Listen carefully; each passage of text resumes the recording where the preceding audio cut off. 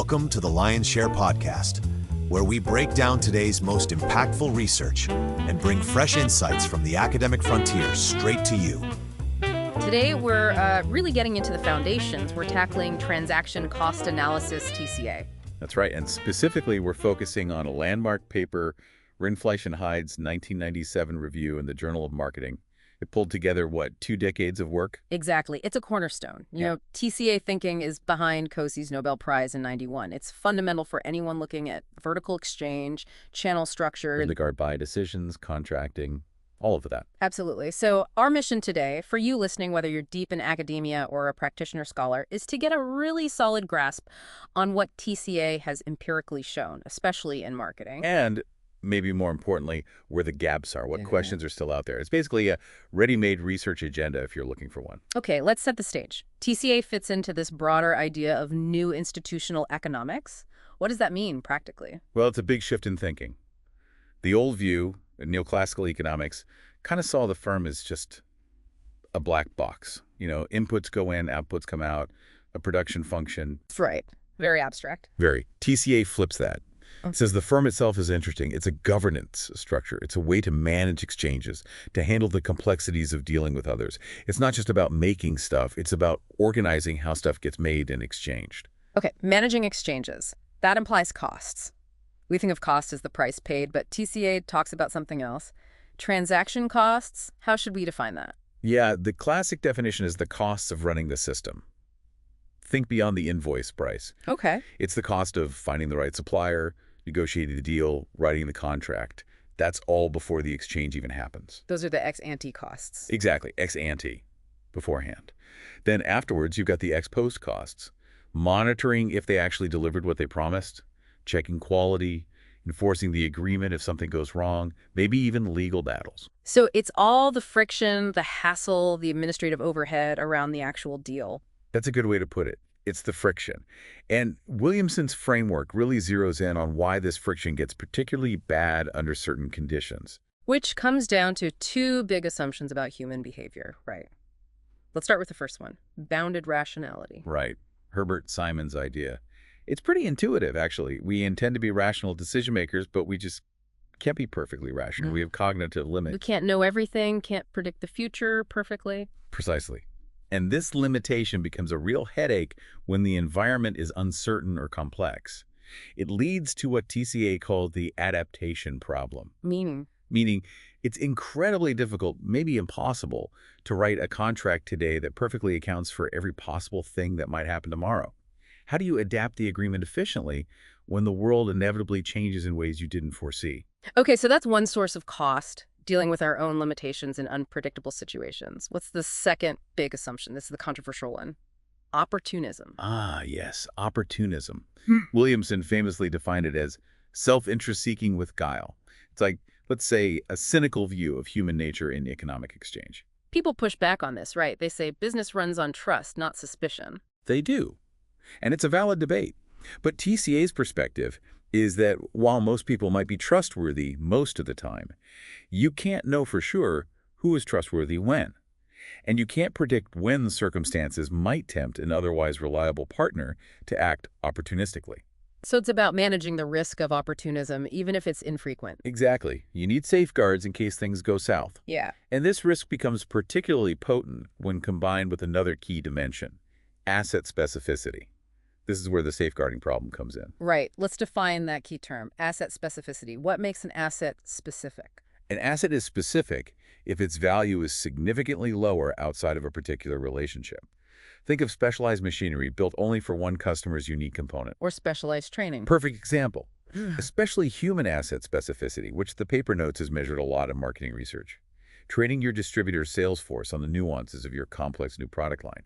That knowledge, that skill, isn't easily transferred to selling someone else's product. So it's an investment that ties you to that partner. It creates vulnerability. It absolutely creates vulnerability. Yeah. If you've made these specific investments and your partner tries to exploit that dependence, say, by demanding better terms later, you're in a tough spot. You're locked in to some extent. Okay, so TCA predicts that this vulnerability, this asset specificity, should push firms towards more control, towards integration. Yes. That's the core prediction for the safeguarding problem.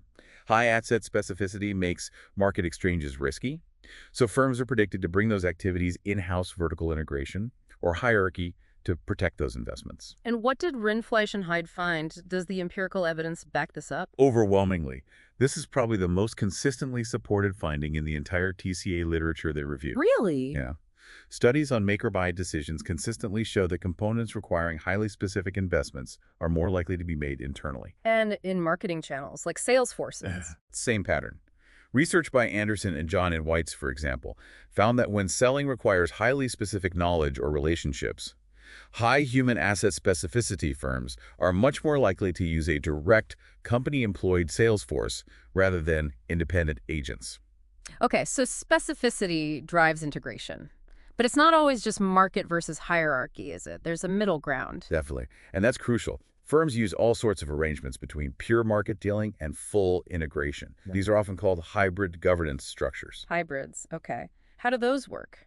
Are there different types? Rindfleisch and Heide highlight two main types based on the literature. First, you have unilateral hybrids. These rely more on formal contracts and authority. Like long-term contracts. Exactly. The classic Josko study on coal contracts is a prime example. He found contract length between coal mines and power plants was directly related to the specificity of the investments involved. Longer contracts to safeguard bigger specific investments, using legal clout. Okay, that makes sense. What's the other type of hybrid? The other type is bilateral hybrids. These are less about legal enforcement and more about building relational ties. Think joint planning, frequent communication, shared norms like flexibility, information sharing. So building trust-like behaviors, maybe? Using the relationship itself as a safeguard? Precisely.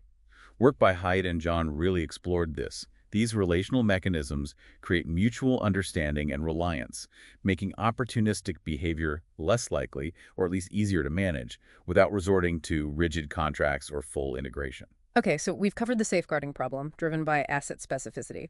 Let's move to the second big issue TCA identifies, the performance evaluation problem. This is tied to uncertainty, but a different kind, right? Yes, this one is linked to behavioral uncertainty. It's basically the difficulty in figuring out if your partner's actually doing what they're supposed to be doing and doing it well. The monitoring problem. The monitoring problem, exactly. How do you measure their effort, their compliance? Especially when, opportunism might be lurking. Are they really prioritizing your product or just putting in minimal effort while focusing on other lines? And how strongly does this factor push firms toward integration, according to the review?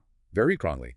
In fact, some of the early, really influential marketing studies, again, looking at Salesforce decisions, found that behavioral uncertainty often had the strongest effect size, even stronger than asset specificity sometimes. Wow. Stronger than the investment risk. In some contexts, yes. The sheer difficulty and cost of monitoring performance in the market was a huge driver for bringing sales functions in-house, where presumably monitoring is easier. It feels intuitive. It's hard to know if an independent agent thousands of miles away is truly representing your brand the way you want them to. Exactly. Measuring outputs, like sales, is one thing. Measuring inputs, like effort or adherence to strategy, is much harder with external partners. So integration is one solution. How do hybrid forms handle this behavioral uncertainty? You can't just rely on good vibes if you can't tell what the other party is doing. Well, a key mechanism here is upfront qualification and screening before you even enter the relationship. Due diligence. Right. Manufacturers spend a lot of effort evaluating potential suppliers or distributors, checking their capabilities, their track record, their reputation. Heide and John's work touches on this too. It's about reducing behavioral uncertainty before you commit, making monitoring less critical later on. Okay, that covers the first two problems, safeguarding and performance evaluation. Now for the third one, the adaptation problem, which we linked earlier to bounded rationality. This one seems tied more to environmental uncertainty. Correct. This is about dealing with changes in the external world, market fluctuations, technological shifts, unexpected events. The theory generally predicts that higher environmental uncertainty should also favor integration, especially when asset specificity is also high. You want unified control to adapt quickly. Okay, that seems logical. But the review suggests the empirical results here are less clear. Much less clear. This is where TCA runs into some trouble, empirically speaking. Environmental uncertainty turns out to be a really tricky construct. The findings are all over the place. How so? Some studies find the expected positive link to integration. Some do, yes. Levy found that. But others find no significant effect at all, like Maltz's work. And some even find a negative relationship. Wait, negative. More uncertainty leads to less integration. How does that work? It seems counterintuitive at first, but it highlights that uncertainty isn't monolithic. It depends on the type of uncertainty. Ah, The review points to studies like Balakrishnan and Vernefeld. They looked at technological uncertainty, specifically the risk of obsolescence. In that context, high uncertainty actually made firms less likely to integrate, because integration locks you in. If technology is changing rapidly, you might want the flexibility to switch suppliers, to adopt the newest tech from the market, rather than be stuck with your own potentially outdated internal division. You value flexibility over control in that specific scenario. that's a really important nuance. It shows the limits of the basic framework. Absolutely. It leads us nicely into some of the broader critiques and refinements of TCA. The uncertainty findings really open the door to questioning some core assumptions. Let's go back to that big one, opportunism, the idea that TCA is too cynical, that it ignores trust. How does the theory, or Williamson specifically, respond to that? Well, the defenders of TCA, including Williamson, argue that it doesn't ignore trust, but it carefully defines its boundaries. The critique, like from Ghoshal and Moran, is that the relentless focus on opportunism can become a self-fulfilling prophecy. How so? If you design all your systems, assuming people will cheat, you might actually discourage trustworthy behavior. But the TCA counter is, again, that opportunism isn't necessarily a fixed trait. John argued it's an endogenous variable. It can arise depending on the situation, the incentives, the safeguards in place. And Williamson made that distinction between genuine trust and something else, trust-like behaviors. How should our listeners think about that difference? It's a subtle but crucial distinction. Williamson argued that real trust, the kind based on social bonds, values, maybe affection that's important in life, but perhaps less relevant for rigorous economic analysis of large firms. Okay. What is analyzable, he argued, are trust-like behaviors. These look like trust, but they're actually driven by calculative economic reasoning. Think game theory. I cooperate with you today because I expect we'll interact again tomorrow, and cooperation serves my long-term interests. That's the shadow of the future idea. Exactly. The expectation of future dealings disciplines behavior today. It looks like trust, but it's based on rational calculation of future payoffs, not necessarily on genuine goodwill. Some research, like Parkey's, does show that a history of cooperation can indeed reduce opportunistic behavior. So TCA acknowledges cooperation, but attributes it more to incentives than innate trustworthiness. Largely, yes. Yeah. It tries to explain cooperation within its framework of self-interest and calculation, rather than invoking a separate concept of social trust. This brings up a huge methodological point from the review. If TCA is all about minimizing costs, have researchers actually measured these transaction costs directly? Mostly, no. That's a major gap identified in the review. The vast majority of the studies looked at whether firms followed the TCA script. Did they integrate when asset specificity was high? That's a descriptive focus. But not whether doing so actually saved costs or improved performance. Precisely. The normative focus, did this governance choice actually minimize transaction costs, has been much rarer. We see the inputs, specificity, uncertainty, and the outputs, integration, hybrids, but the mechanism in the middle, the actual transaction cost being minimized, is often just assumed, not measured. Why is it so hard to measure? Well, some costs are more visible than others. We can distinguish between direct costs, legal fees, time spent negotiating, monitoring expenses, which are potentially measurable, though often difficult to track. And the others? The bigger challenge is opportunity costs. These are the hidden costs. The profitable deal you didn't pursue because the risk of opportunism seemed too high. The valuable specialized investment you didn't make because you couldn't secure adequate safeguards. These foregone gains are massive, but incredibly hard to quantify. Are there any studies that tried? The review mentions a few attempts, like an experimental study by Pilling, Crosby, and Jackson that tried to directly measure some ex-ante and ex-post costs in a controlled setting. But overall, direct measurement is rare in field research. Okay, one last major refinement before we wrap up. The simple market versus hierarchy idea feels too simple for complex modern companies. What about firms that do both? Yes, that leads to the concept of plural forms. This is a really important practical observation. Many firms don't just choose one governance mode. They use multiple forms simultaneously for the same function. Can you give an example? Think about a company's sales function again. They might use independent manufacturers reps, market, in some territories or for some product lines, but have a direct, in-house sales force, hierarchy, for major national accounts, or highly technical products. Bergen and colleagues discuss this. So they're mixing and matching. Why? What's the benefit? The idea is to achieve governance synergies. You get the best of both worlds, potentially. You can leverage the benefits of the market, like the high-powered incentives and broader reach of independent agents, while using the hierarchical part, the direct sales force, to handle the most complex, specific, or strategically critical relationships where control and monitoring are paramount. It's about tailoring the governance structure to different needs within the same business function. It's optimizing across different transaction types. That makes a lot of sense. It reflects the complexity we actually see in practice. It does. It moves beyond a simple either-or choice. Okay, let's try to synthesize this. We've dug deep into TCA via Rindfleisch and Heide. What are the absolute key takeaways for someone studying or managing marketing channels and organizational structure? I'd say two findings stand out as incredibly robust. First, asset specificity is a powerful driver of governance choice. Investments that lock you into a relationship strongly push firms towards seeking more control, whether through integration or strong hybrid arrangements. Okay, that's number one. Second, behavioral uncertainty.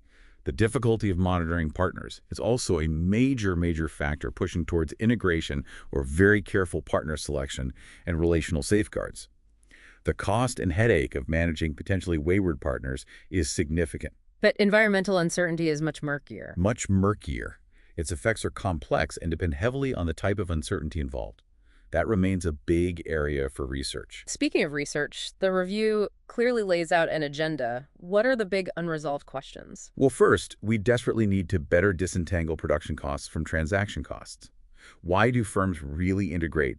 Is it always because market transaction cost is too high, or sometimes because internal production is just more efficient? We need models and studies that account for both simultaneously. Good point. What else? Second, we need to look harder at the other side of the equation, the costs of internal organization.